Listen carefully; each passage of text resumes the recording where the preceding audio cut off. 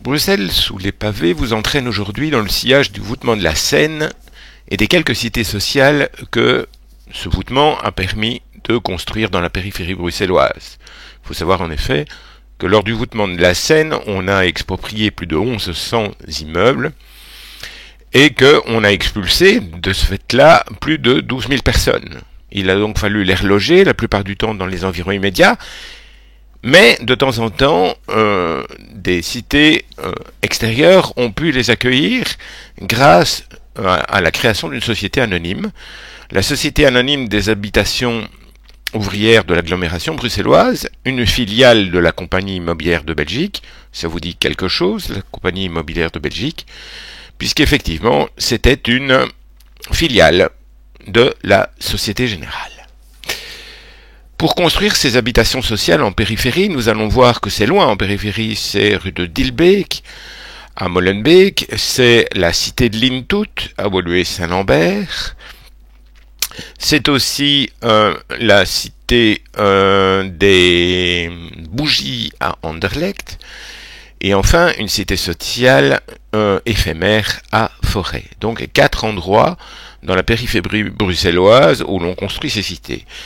Et la société anonyme prend comme modèle très clair le modèle toulousain. Alors le modèle toulousain a en fait été conçu autour d'un industriel du textile qui était aussi maire de Mulhouse et qui s'appelait Jean Dollfus.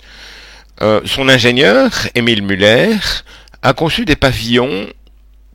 En fait, il a construit 1200 logements autour de la cité sociale qui se trouvait en pleine campagne, avec des pavillons, comme on peut le voir ici, qui sont en réalité de grands pavillons carrés, comprenant chacun 4 logements.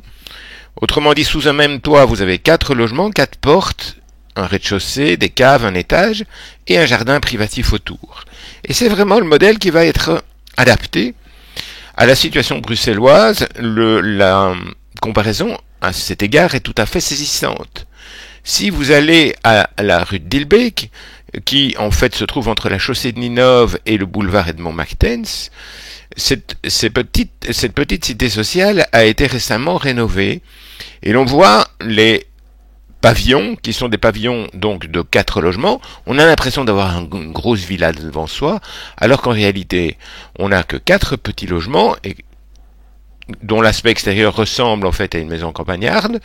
C'est vraiment de la brique nue, peinte, c'est une bâtière de tuiles, pas de fioritures, pas d'ornementation des châssis ni des portes, c'est vraiment la fonctionnalité la plus élémentaire. Une fois qu'on rentre dans le logement, une pièce de séjour au rez-de-chaussée avec un coin cuisine, une cave, et à l'étage, 1 ou 2 chambres, de même que dans le grenier, donc c'est relativement, pour ne pas dire totalement exigu. Et donc à la rue de Dilbeek, qui a fait l'objet d'une rénovation récente par la société qui a succédé aux habitations bruxelloises, eh bien, ces logements sont aujourd'hui tous occupés et on donne un air un peu rural et un peu campagnard à ce coin de Molenbeek qui a depuis lors été évidemment considérablement urbanisé. Plus connu près de nous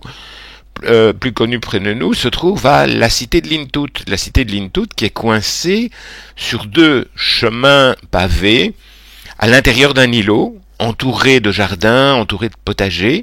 Ce sont les mêmes pavillons, il y en a 12 au départ, il n'en reste malheureusement aujourd'hui plus que 6. La cité de Lintout, entre la chaussée de Rodebeek, qui s'appelle à cet endroit-là, je pense, l'avenue de Rodebeek, et la rue Gratry, Général Gratry.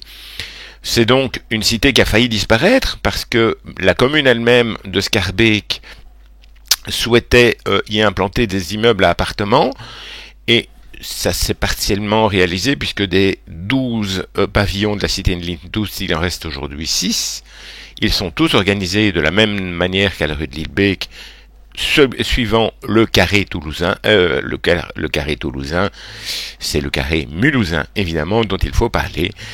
Et on voit très très pittoresque les chemins d'entrée et les chemins de traverse de la cité de Lintout, Par contre, à Anderlecht, la cité de la bougie, qui a été rachetée par une fabrique de bougies dès sa construction, eh bien, cette cité a disparu au profit du parc central. Voilà le tour des petites cités qui n'ont pas permis, évidemment, de loger tous les expropriés et tous les malheureux du voûtement de la Seine.